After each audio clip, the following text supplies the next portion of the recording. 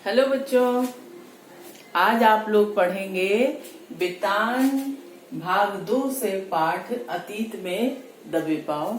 बच्चों, आप लोगों को तो पता है ना कि बितान भाग 2 आपकी एक पूरक पुस्तक है जिसमें से आपके 3 क्वेश्चन जरूर आते हैं 4-4 नंबर के। तो इसको भी अच्छी तरह से तैयार कर लो।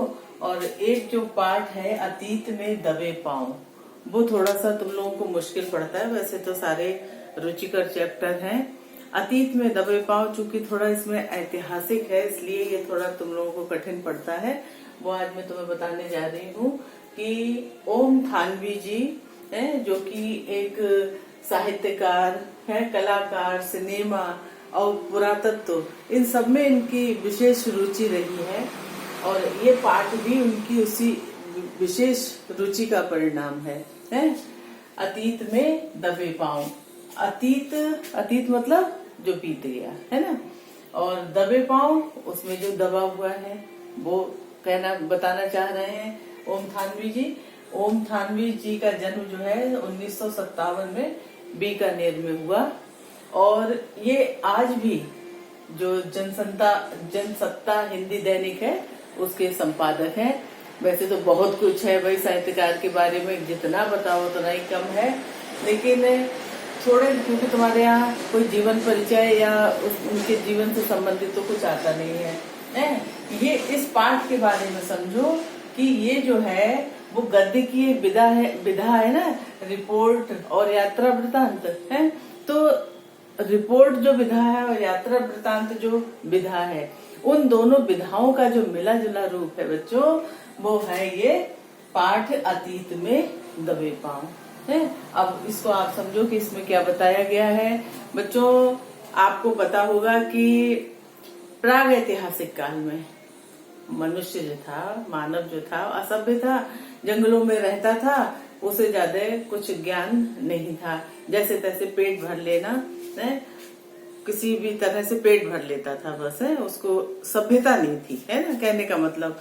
तो बाद का जो युग है उसके बाद है, बाद में हम लोग सोचते हैं कि वैदिक संस्कृति हमारी सबसे पुरानी संस्कृति थी, किंतु ऐसा नहीं है। सबसे पुरानी संस्कृति जो है वो सिंधु सभ्यता थी, है सिंधु घाटी सभ्यता है। तो बच्चों, जब वो प्राग ऐतिहासिक मानव जो था वो जंगलों वगैरह में भटकता था, थोड़ी सी उसमें जब सभ्यता आई तो वो नदियों के किनारे बसने लगा।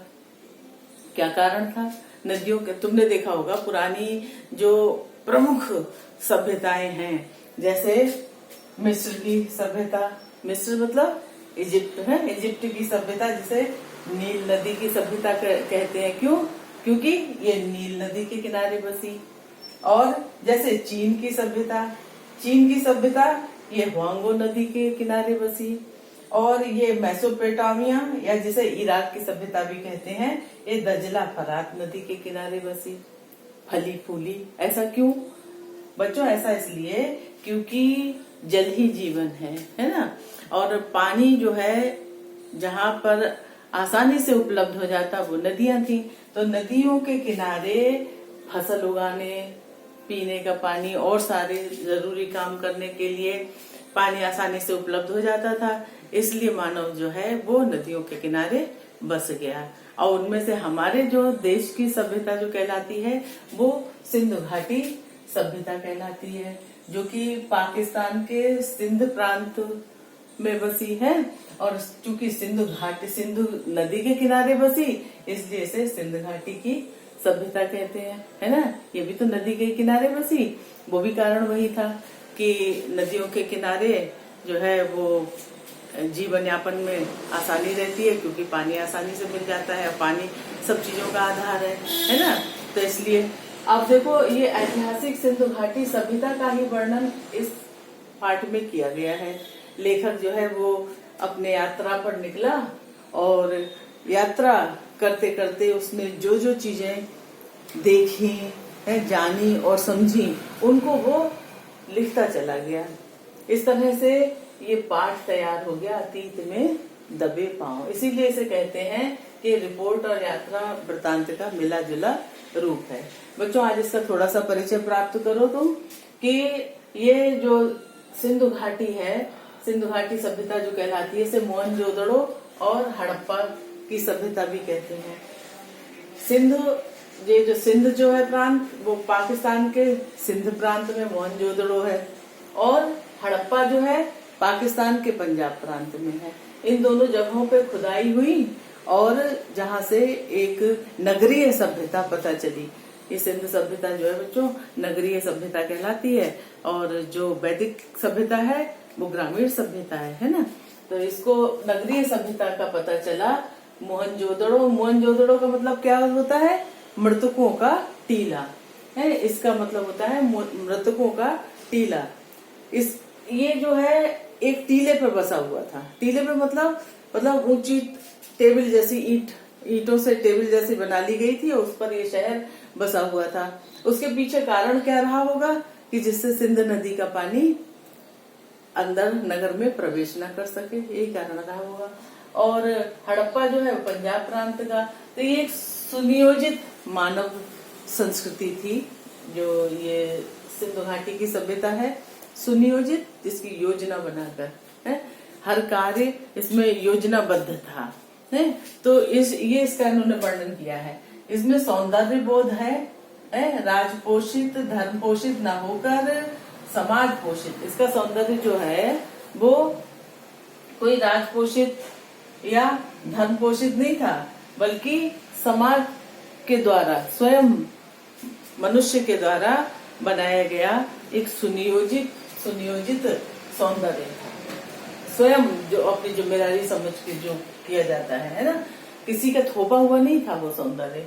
और एक ये अनुशासित थी, ताकत के बल पर नहीं, लेकिन किसी ने इन पर ताकत अजमा रखी हो या राजा का इन पर नियंत्रण हो या ऐसा कुछ नहीं। वो स्वयं से अनुशासित थी हर चीज में। चाहे मकान बनाने का ढंग देख लो, नालियों का निकास देख लो, कोई भी चीज देखो, उसमें सब जगह सुनियोजन दिखाई पड़ता है। इसकी और एक और बात है इस पाठ में कि ये सारी सभ्यता की जो मुख्य विशेषताएं हैं वो बताते चल रहे हैं। कांस्य युग की सभ्यता भी कहलाती है ये। क्यों? क्योंकि इसमें पहली बार कांस्य के बारे में पता चला। कांस्य क्या होता है? तांबा और रांग। तांबा और रांगे की जो मिश्र धातु होती है उसे कहते हैं कांस्य युग, इसलिए इसे कांस्य युग की सभ्यता भी कहते हैं। आज से लगभग ये 5-6 हजार वर्ष पुरानी है।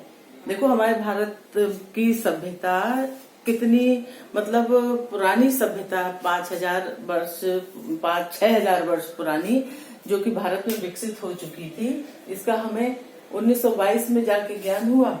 अच्छा, और ये देखो मोहरे, इमारतें, खिलौने व बर्तन से मोहनजोदड़ो शहर की जानकारी होती है। इसके अलावा वहाँ पर बौद्ध स्तूप, स्नानागार, ये सब तुम्हें मैं अपडेट आगे जो है वीडियो में तुम्हें बताऊंगी विस्तार से।